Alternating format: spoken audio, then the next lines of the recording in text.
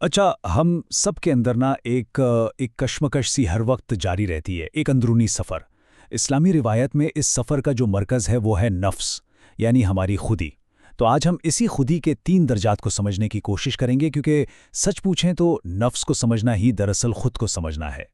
तो इस रूहानी सफ़र पर बात करने से पहले आइए अपने दिलों को इसी दुआ से शुरू करें जो हमारे माखुज़ में भी शामिल है। अस्सलामु अलैकुम वरहमतुल्लाह वबरकातुहू। दुआ है कि अल्लाह ताला हम सबको सेहत, ईमान और दिल का सुकून अता फरमाए, आमीन। तो सबसे पहला और बुनियादी सवाल ये है कि भाई हमारा नफ्स हमसे कहता क्या है। ये वो अंदर की आवाज़ है जो हमारे हर एक्शन को, हर सोच को डायरेक्शन देती है। लेकिन क्या ये आवाज़ हमेशा एक जैसी होती है या इसके भी अलग अलग रूप हैं? देखें, इस्लामी रिवायत में नफ्स हमारी खुदी या अना को कहते हैं, लेकिन ये कोई रुकी हुई चीज़ नहीं है, बल्कि एक ऐसी हालत है जो मुसलसल बदलती रहती है।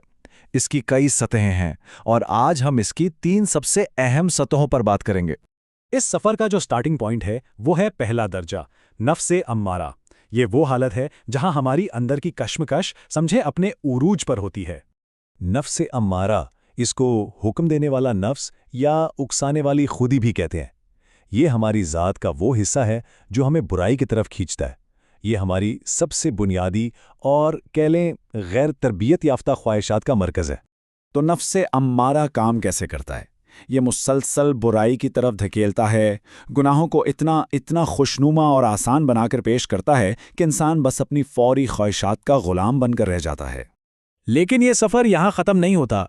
जब इंसान अपनी कमज़ोरियों को पहचानने लगता है ना, तो वो एक बहुत अहम मोड़ पर पहुँचता है, और ये है दूसरा दर्जा, नफ्से लव्वामा। नफ्से लव्वामा यानी मलामत करने वाला नफ्स। ये दरअसल हमारे ज़मीर की बेदारी है। ये वो लम्हा है जब किसी गलती के बाद अंदर से शर्मिंदगी और पछतावे की आवाज़ आती है, और यही खुद एहतसाबी का नुक्ता आगाज़ है।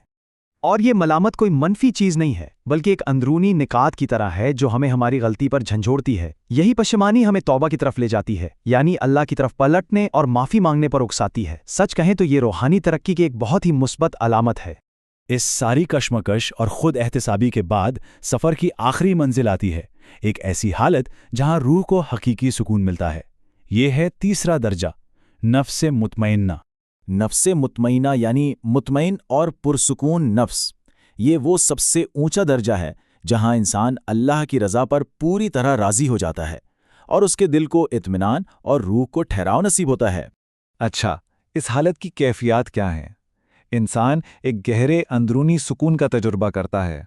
वो हर हाल में अल्लाह की रज़ा पर राज़ी रहता है और उसका दिल हर किस्म की बेचैनी से पाक होकर मुकम्मल इत्मीनान में आ जाता है।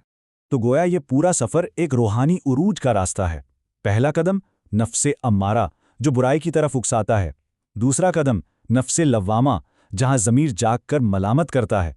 और आखिरी मंजिल नफ्से मुतमइना, जहां रूह को असली सुकून मिल जाता है। अब अगर इन तीनों सतहों को साथ रखकर देखें तो फ़र्क बिल्कुल वाज़े है। अमारा का काम है बुराई की तरफ धकेलना, और नतीजा क्या है?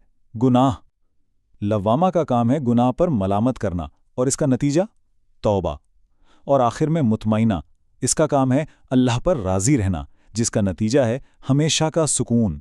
इन तमाम दर्जात से एक ही बात वाज़े होती है, खुदी को समझना और उससे पाक करना एक मुसलसल सफ़र है। इसी को तज़किया नफ्स कहते हैं, एक ऐसी कोशिश जो ज़िंदगी भर जारी रहती है। और इसी दुआ के साथ हम अपनी बात ख़त्म करते हैं कि अल्लाह हम सबको अपने नफ्स को पाक करने और नेकी के रास्ते पर चलने की तौफीक अता फरमाए, आमीन। और आखिर में एक सवाल हम सब के लिए छोड़े जा रहा हूं, इस रूहानी सफ़र में हम खुद को कहाँ पाते हैं? इसका जवाब किसी और के पास नहीं, बल्कि हम में से हर एक को अपने अंदर ही तलाश करना है।